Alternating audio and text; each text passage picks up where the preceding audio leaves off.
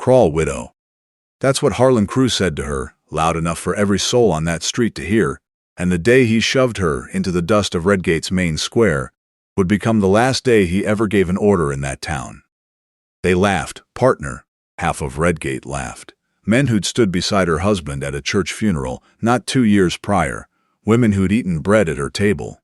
They laughed like it was Sunday entertainment, like the sight of a young woman on her knees in the dirt with her palms bleeding was the funniest thing the Mogollon country had put on since the circuit preacher's horse bit the mayor's hat off his head. And leaning against the hitching rail at the far end of that square, one boot crossed over the other, a half-finished cigarette going cold between 2 fingers, was a young man none of them knew, trail-worn coat, brown with Arizona dust, quiet eyes that didn't blink much. He wasn't watching Harlan Crue, he was watching all of them, every single one. Her name was Dessa Holt, and before this story is done, you'll know exactly what that quiet young man at the rail was, and what it cost Harlan Crue to find out. That's where we are, autumn 1887. Arizona Territory, Mogollon Rim Country, a place called Redgate that sits in a crease between 2 messes like God tucked it there and forgot to come back for it. If you're new here, welcome. We tell true grit Wild West stories on this channel. Stories of courage and justice, and the kind of people who stood up when nobody else would. Hit that subscribe button and the notification bell so you don't miss the next one. And partner, before we go any further, where are you listening from tonight? What time is it where you are? Drop it in the comments. I love hearing from every corner of the world that finds its way to these old fireside tales. Now, let's go back to the beginning, all the way back to where this started. Dessa Holt was 26 years old when her husband Marcus died. He went in a flash flood on the Rio Salado, trying to free a wagon that had lodged crosswise in the current with a family still aboard. He freed the wagon. He didn't free himself. They found his body 4 miles downstream, caught in the roots of a cottonwood, and the family he saved didn't so much as send a letter to his widow. She had been married 2 years and 3 months. No children. A boarding house that Marcus had built mostly with his own hands, on a small parcel on the north end of Redgate's main street, along with a produce garden and a lean-to stable with 4 horses. Not a fortune, but a life. A decent, upright, working life. The limp she'd had since a wagon accident as a girl, 15 years before any of this story happened. The left leg didn't bend right at the knee, some old break that never healed square. She walked with a cane when the cold set in and without one in warm weather, and she'd long since made her peace with it. She carried herself like a woman who'd stopped waiting for other people's pity somewhere around age 12. Straight back, chin up, eye contact that made timid men look at the floor. Redgate was not a kind town. It wasn't a cruel one by nature either. It was the kind of town that watches, that measures the wind, that sees which way things are going, and sidles toward whoever seems to be winning. Most places in the territory were some version of that, if you're honest about it. And the man things were going toward, in the autumn of 1887, was Harlan Crue. Harlan Crue was 42, built like a grain silo, with a jaw like a plowshare and small eyes the color of old boot leather. He ran the mercantile. He ran the only freight route between Redgate and the rail spur at Claypool. He held paper on roughly a third of the businesses in town, had bought the notes during a dry spell 3 years back when the river ran thin and half of Redgate couldn't make payroll. He wasn't the law, but he was something that looked like law if you didn't stand too close to it. He had 2 men who rode with him everywhere. One was named Prescott, tall, narrow, with a mouth that never fully closed, like he was always about to say something mean, and hadn't quite decided if it was worth it yet. The other was a squat man called Fitch, who had ridden with a border gang in his younger years, and who everyone in Redgate suspected had done worse things than anyone said out loud. And then there was Walt Ordean, the county sheriff, a man who'd been elected on a platform of order and decency, and who had, in the 3 years since Harlan Crue bought half the debt in Redgate, somehow never once found cause to look into Crue's business dealings. Not once. That's your picture of Redgate, partner. A town with a thumb on the scale and nobody willing to say so. Marcus Holt had taken a small loan from Harlan Crue's mercantile account the year before he died, borrowed to replace a load of lumber that had arrived rotted. Marcus had planned to pay it back by spring. He'd been doing exactly that, $20 at a time when the Rio Salado took him in March. What remained on the note was $12 and some change. By October, 3 weeks after Dessa had buried her husband, Harlan Crue showed up at her door with a paper that said she owed him $68. He had added interest, a rate he claimed was in the original note, in writing so small Dessa could barely read it in good light. He'd added a fee for what he called administrative continuation, which she'd never heard of and which didn't exist in any law she knew.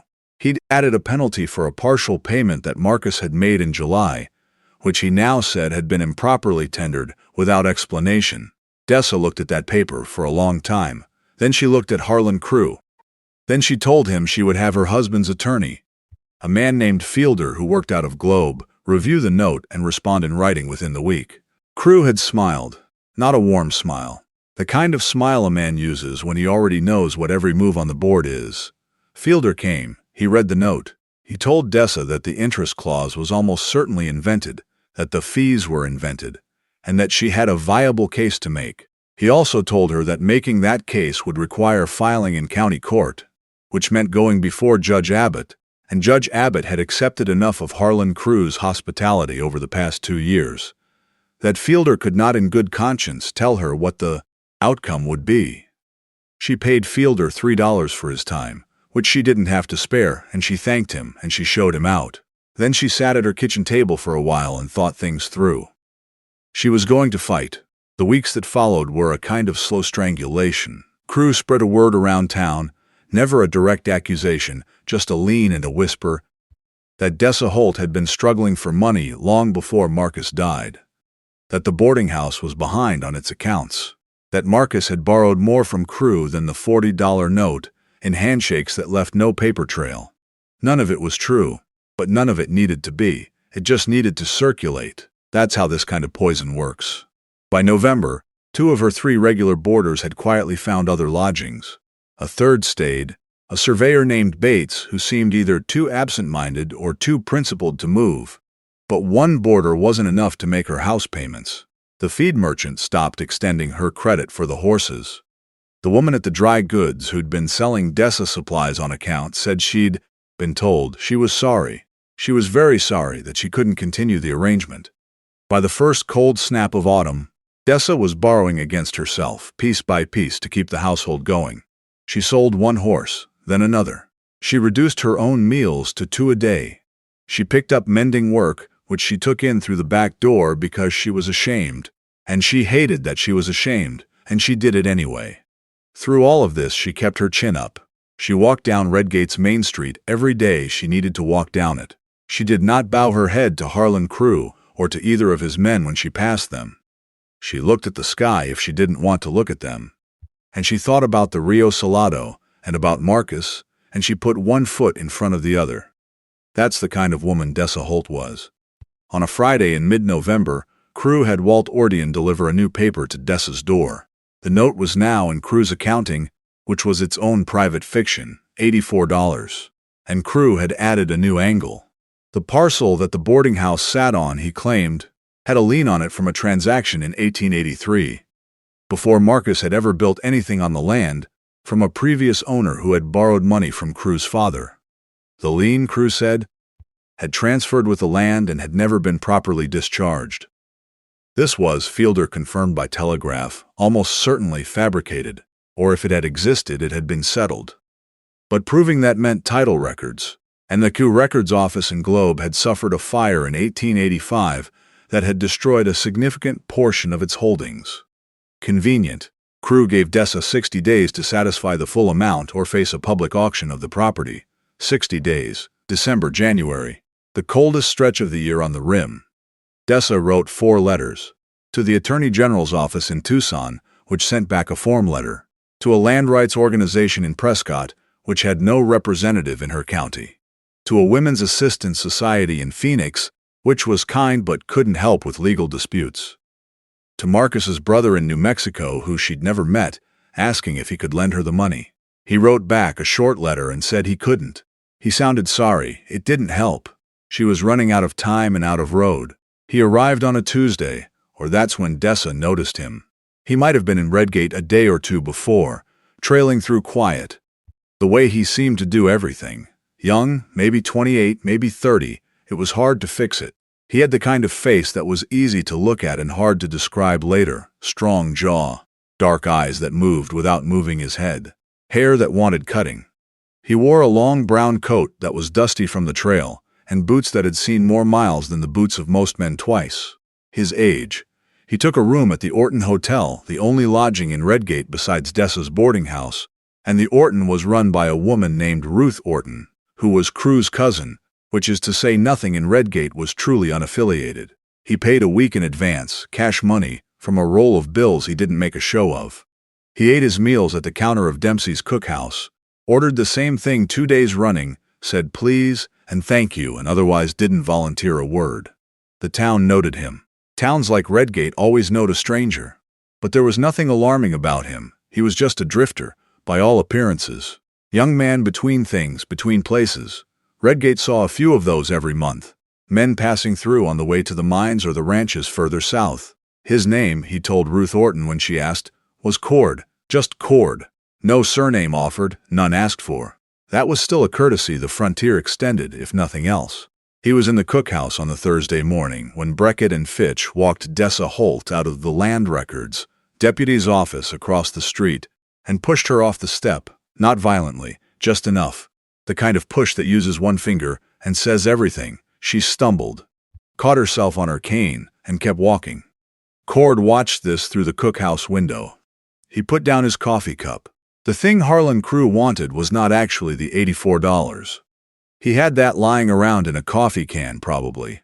What he wanted was the parcel. The boarding house lot sat at a corner of Redgate's main street that a man with a freight operation would find extremely useful, close to the road, close to the main square, with the lean-to that could be expanded into a proper freight depot. He'd been wanting that corner since Marcus Holt built his boarding house on it 4 years ago. And now Marcus was in the ground, and the widow was alone, and there was nobody standing between Harlan Crue and what he wanted. That's all it was. She was an inconvenience, a small, limping obstacle. He decided to remove her publicly. That was his style. He liked an audience. On the Friday, 11 days before her 60-day notice expired, Crue told his man Ordean to post a notice on the board outside the sheriff's office that the boarding house property at the north end of Maine would be subject to public auction on the following Thursday, pending final settlement of liens. He timed it for the week before the notice legally expired, because he knew Dessa had no more moves, and because he wanted the town to see her run out before she ever technically ran out. He wanted her leaving on his schedule, not her own. And then, that same Friday afternoon, Harlan Crue walked the full length of Main Street to Dessa's boarding house, climbed the 3 steps to her front porch, and knocked. Dessa answered the door. She already knew about the notice. Bates the surveyor had come running to tell her the moment it went up. Crue told her she should start packing. He said it pleasantly, the way a man says a thing that doesn't require him to raise his voice because the power behind it is already doing the shouting for him. She told him she had 11 more days by the terms he himself had set, and she would be using them. He smiled. He said the notice was a courtesy. He said the law in this county moved on his schedule. He said she'd best think carefully before she made his next visit necessary. She closed the door in his face. He stood on the porch for a count of 3. Then he walked back down Main Street and told Prescott and Fitch what he wanted done. The next morning, Saturday, Dessa came out of the boarding house at 7:30 to feed her 2 remaining horses. She came around the side of the house and found that someone had opened the stable gate during the night. Both horses were gone. They were her last 2. She stood in the empty lean-to for a while. The straw was still warm in spots. She didn't cry. She went backside and started a fire in the stove because it was cold, and she made herself coffee, and she sat there. At 9 o'clock she put on her good coat and walked to the sheriff's office. Walt Ordean listened to her report her horses stolen. He wrote their descriptions down with a pen that seemed to be moving very slowly. He said he would look into it. He did not look up from his desk when she left. She walked home by way of the main square, and that's when she saw it. That's when all of Redgate saw it. Crue had set himself up in front of the mercantile with a table and 2 chairs, like he was holding court. Prescott on one side, Fitch on the other, and he waited. Dessa saw him from 50 yards and understood. In the way you understand a trap only once you're already in it. that she was meant to walk past him, that the whole audience of Redgate, the men at the rail of the feed store, the women watching from the dry goods window, was there because Crue had made sure of it. She walked anyway, one foot in front of the other. Mrs. Holt, Crue called out when she was 20 feet away. She stopped. "I hear you had some trouble with your horses last night. Real shame." He leaned back in his chair. "Maybe if you'd settled your accounts, you'd have the money to afford a proper lock." People laughed. Not everyone, but enough. "I'm prepared to make you a final offer," Crue said, louder now for the crowd. "The property free and clear for your signature on a quitclaim. You walk away with nothing owed, a fresh start." "I'm not signing anything," Dessa said. Crue looked at Prescott. Prescott stood up. He didn't move toward her, he just stood, and the standing was meant to be a statement. "I think," Crue said, "you're confused about how much say you have in this matter." She held her ground. Her left knee was aching. It always ached in the cold, and her cane was in her hand and she held her ground. Prescott moved around the table. He put one hand on her shoulder. Not hard, not a grab. A suggestion of a grip, the kind that says, "You could walk or you could be walked." "Get your hand off me," she said. He didn't. "Crawl, widow," Crue said, quietly this time. "Just for her. Or I'll have Prescott help you to your knees, and the whole town can watch you get your bearings." Prescott pushed. Just a shove, shoulder. One-handed, casual, she stumbled. Her cane caught the edge of a loose board, skidded. She went down hard onto one knee in the dust of the square, and the impact sent a crack of pain up through her bad leg, and she heard the crowd sound, that awful flattening sound of people who should have stepped forward and didn't. "Let her up." It came from across the square. Quiet, not shouted. The kind of voice that doesn't need volume because it's already decided what's going to happen. Cord was standing at the far rail. He'd been there the whole time, apparently. One hand was loose at his side. The other held nothing. He wasn't moving yet. Prescott turned around. Fitch turned around. "Walk on, friend," Prescott said. "This ain't your concern." Cord stepped off the rail and began walking toward them, slow. "No rush." "I said let her up." Crue looked at him, looked him over, the way a man looks at something he's estimated and found small. A young drifter, 20-something, no badge, no apparent backing, just a set of but dark eyes and a trail coat. "Boy," Crue said, "you're about to have a very bad morning." Cord reached Dessa. He didn't look at Crue yet.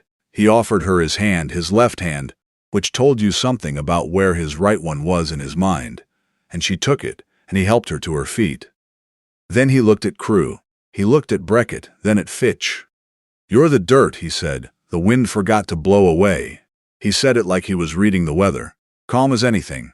I'm giving you one chance to collect your men and go inside." The crowd had gone quiet. Even the horses went quiet, partner. "I'm not embellishing that." Men at the rail stood very still. Prescott laughed. It wasn't a sure laugh, there was a splinter in it. But he was a big man, and this was a young man with dust on his coat and no visible backing, so Prescott reached for his gun. He never cleared leather. Cord's hand moved. I don't think most of the people watching could tell you exactly what they saw, because the eye doesn't track that fast. What they saw was Prescott reaching, and then Prescott's gun was on the ground 4 feet away, and there was a single gunshot echoing between the buildings, not at Prescott, not even close to him, fired into the boards of the square about a foot to Prescott's right. A warning. A deliberate, surgical warning. Prescott stood with his hand open where his holster had been, and the color had left his face in about a quarter second. Fitch had not moved. "Second chance," Cord said. He holstered his own pistol in one motion, smooth and unhurried as a man stowing a pen. "Go inside." Harlan Crue stared at him. Something was working behind those boot-leather eyes. Something that looked, for the first time, like it was calculating instead of just wanting. He stood up from his table. He gestured to Prescott and Fitch. They went inside. Crue looked at Cord one more time on his way through the door. He didn't say anything. The door closed. Cord turned to Dessa. "You all right?" She was looking at him the way a person looks at something they need to think about carefully before they speak. "I'm upright," she said. "Thank you. You got somewhere you can go that's not on a street right now?" "My boarding house." "Good. Go there. Lock the door." He picked up her cane from where it had fallen and handed it to her.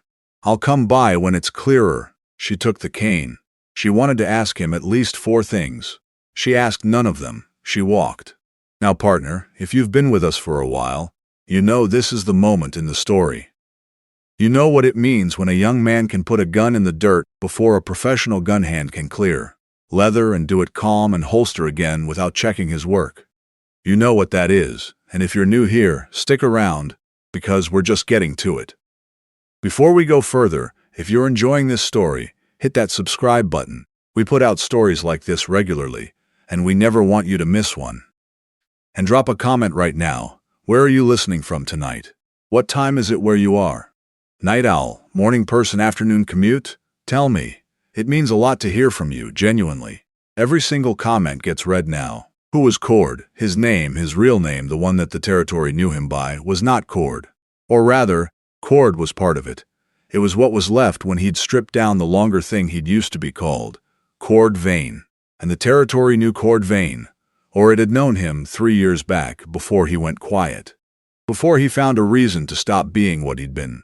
In those years, Cord Vane had worked the outer counties of 3 territories, Arizona, New Mexico, Colorado, as what the newspapers like to call a frontier settlement specialist, which was a polite name for a man who resolved, with exceptional precision and very few wasted motions, situations that had become otherwise irresolvable. He'd carried a badge twice, briefly, and found that badges complicated things in ways he didn't prefer. He'd worked without one more often, contracted by cattle associations and mine owners, and once a widow in Taos who'd paid him in goat cheese and 3 months' room and board because it was all she had and he'd taken it. He was, by the last accounting of men who kept such tallies, the fastest draw still walking upright in the Arizona territory. That was not his self-assessment. He didn't make self-assessments. He just knew what he was and did not discuss it. What had brought him to Redgate was nothing dramatic. He'd been riding south from Flagstaff, thinking about stopping somewhere for a month and doing nothing much, and Redgate had been on the road. He'd been there 2 days when he saw Prescott shove Dessa off the step of the deputy's office, and he'd found himself not leaving. He hadn't known why quite. He told himself it was the principle of the thing. He'd spent considerable energy over the last few years on the principle of things. It was the only thing he knew how to spend. When he came to Dessa's door that Friday evening, she opened it quickly, like she'd been watching for someone. She looked at him. He looked at her. "Come in," she said. He sat at her kitchen table, the same one she'd sat at all those weeks, and she put coffee in front of him, and they talked for a long time. She told him the whole of it. The note, the invented fees, the lien that probably didn't exist, the horses, the 60-day notice that was really 11-day notice, the auction. He listened. He didn't say anything reassuring. He didn't tell her it would be all right. He just listened and occasionally asked a thing, where did the paper get filed? Which deputy office? Did she have copies of anything? She had copies of everything. She was that kind of woman. When she was done, he sat with his coffee for a while. Then he said, "The lien records. Where would the originals be if they existed? Fielder thinks they'd have been in Globe, in the records fire. Fielder thinks or Fielder knows." She looked at him. "He's not sure." Cord nodded. "There's a land office in Prescott. The county's the same county. Records that were in Globe might have duplicates." Dessa had not known that, or rather, she'd been too ground down to think it through clearly. "I can ride to Prescott," he said. "Why would you do that?" He thought about that for a moment. He was an honest man in the particular way of people who have been dishonest in other respects. He didn't waste honesty on small things, but didn't waste dishonesty either. "Because it's the right thing to do," he said finally. "And I don't have anywhere better to be."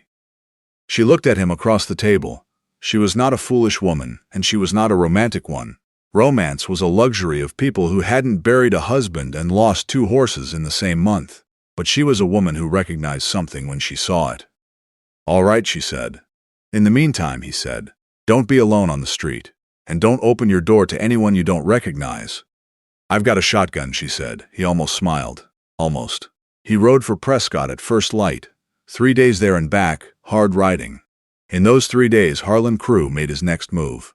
He had already posted a revised auction notice, moved the date up by 4 days, citing some procedural language that Ordean apparently produced on request. He also had Prescott and Fitch make a slow, visible circuit of Dessa's boarding house every morning.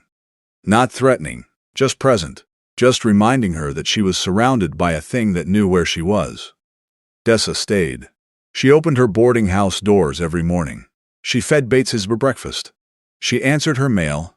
She kept herself busy because the alternative to keeping busy was to lie awake at 3 in the morning calculating what she had left, and the number was always the same number, and she couldn't afford to stare at it.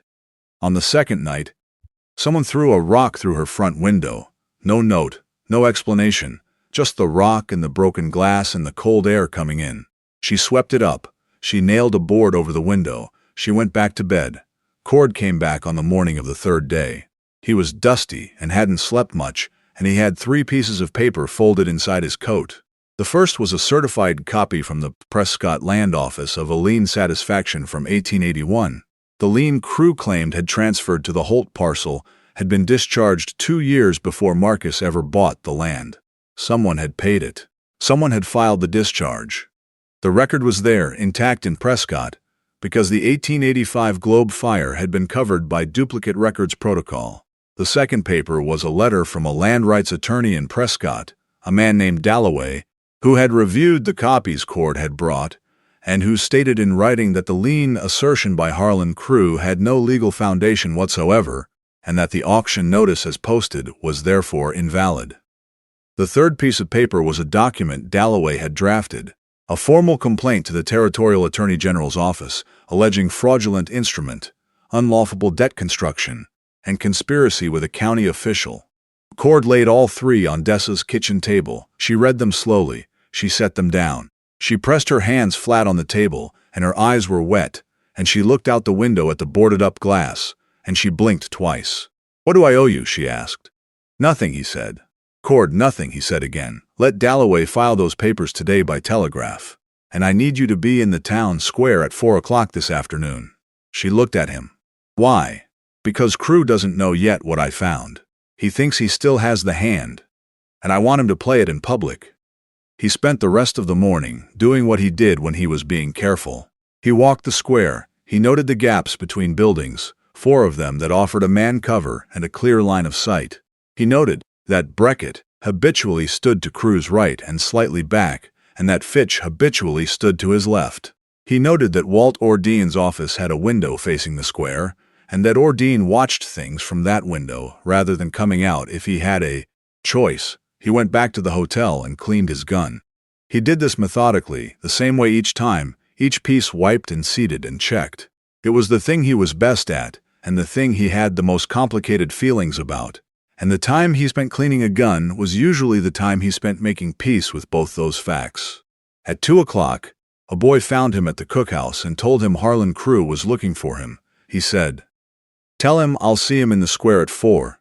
By 3:45, more than 40 people were ranged around Redgate's main square.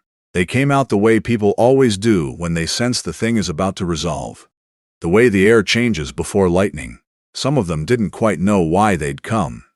Some of them, the ones who had watched Dessa Holt walk that square for weeks with her chin up, knew exactly why. Bates the surveyor was there. He stood near the front. Dessa came at 3 minutes to 4. She walked from her boarding house, cane in her left hand, and she stood near the notice board where Crue had posted his auction paper. Crue came at 4, Prescott and Fitch with him. Ordean stood in his doorway. Cord was already there. He'd been at the far end of the square, leaning against nothing, just standing loose, and now he walked to the center. The square went quiet. Crue stopped 10 feet from him. He was still the bigger man, broader, older, backed by 2 armed men and a sheriff. He had the look of a man who believed in arithmetic. "You've caused me considerable trouble," Crue said. "You've caused her considerably more," Cord said. Crue held up a hand, and Prescott and Fitch spread apart a little, flanking. The kind of arrangement that's supposed to make a man feel the walls closing. Even the horses went quiet. "I found the lien satisfaction," Cord said. He said it plainly so everyone in the square could hear. 1881, Prescott Land Office. The lien you claimed was attached to Dessa Holt's property was discharged before she or her husband ever touched that land. I have a certified copy. An attorney in Prescott has another. And the Territorial Attorney General's office has a telegraph complaint naming you, your instrument, and Walt Ordean by name, sent this morning." There was a sound in the crowd. Not a gasp, more like the sound a room makes when everybody shifts. Crue's face did not change expression quite, but something behind it did. That's a very bold claim, Crue said. For a drifter with no standing. I've got standing enough, Cord said. And you know it, your auction notice is dead on arrival. The debt you claimed has been shown as fabricated by testimony from an attorney of record. Sheriff Ordean has about 20 minutes before the implications of that complaint reach this county officially, and whatever he decides to do in the next 20 minutes is going to follow him the rest of his life. You can lawyer this to death for 2 years if you want. But Dessa Holt will still be in that house while you do it, because the injunction Dalloway filed this morning keeps your hands off it while the case is open. Crue was still. The kind of still that meant he was computing. And if I don't care about lawyers, he said, then you're about to make a different choice, Cord said, and the men standing with you are going to have to decide whether they're making it with you. He looked at Prescott, then at Fitch, then at Ordean in his doorway. Prescott was watching Cord's right hand. He'd been watching it since the square got quiet. He'd been watching it since the previous Friday, actually. He'd been watching it because he was a man with reasonable instincts for self-preservation, and he'd been shown once up close what that hand could do. Crue looked at his 2 men. He seemed to be doing the arithmetic again. Different math this time. Prescott, he said quietly. Prescott reached. 2 things happened. Cord drew and put Breckett's gun in the dirt, 1 shot. The exact repeat of the Friday warning, except this time Breckett's hand was grazed, and he yelped and backed away. And in the same instant, partner, because she'd been ready, Dessa Holt raised the .32 she'd been keeping in her coat pocket and put a single round through the wheel, spoke of the chair. Harlan Crue had been about to step behind.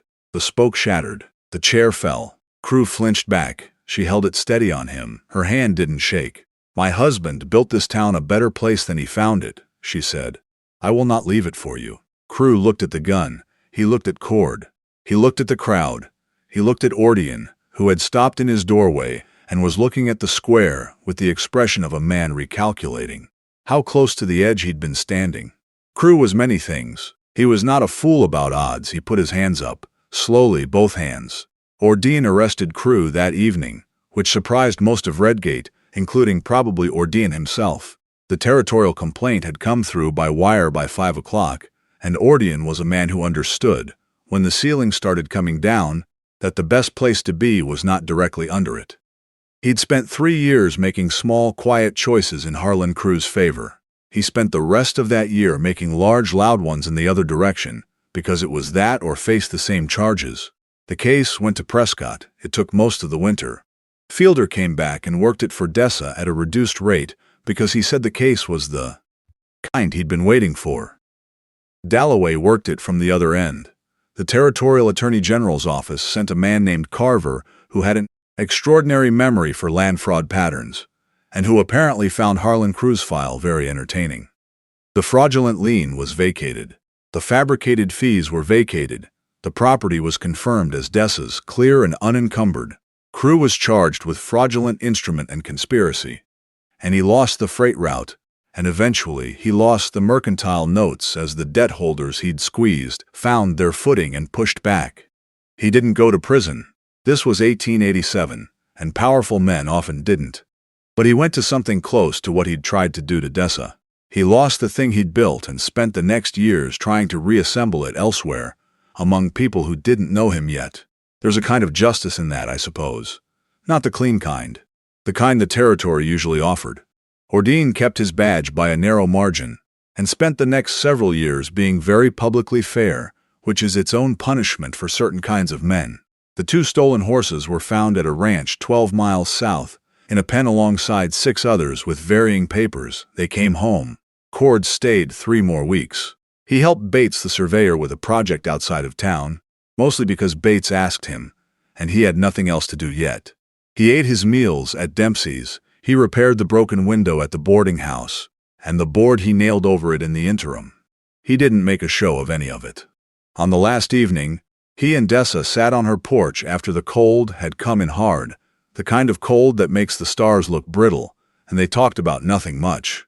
Marcus, the flooding season, what kind of spring the rim usually got after a hard autumn. She didn't ask him to stay. She understood. The way a certain kind of woman understands that staying wasn't what he was. Not yet, maybe not ever. Some men are built to move until they find the thing that makes stopping make sense, and they have to find it themselves, or it doesn't take. He didn't tell her to stay strong, or that she'd be all right. Those were things people said.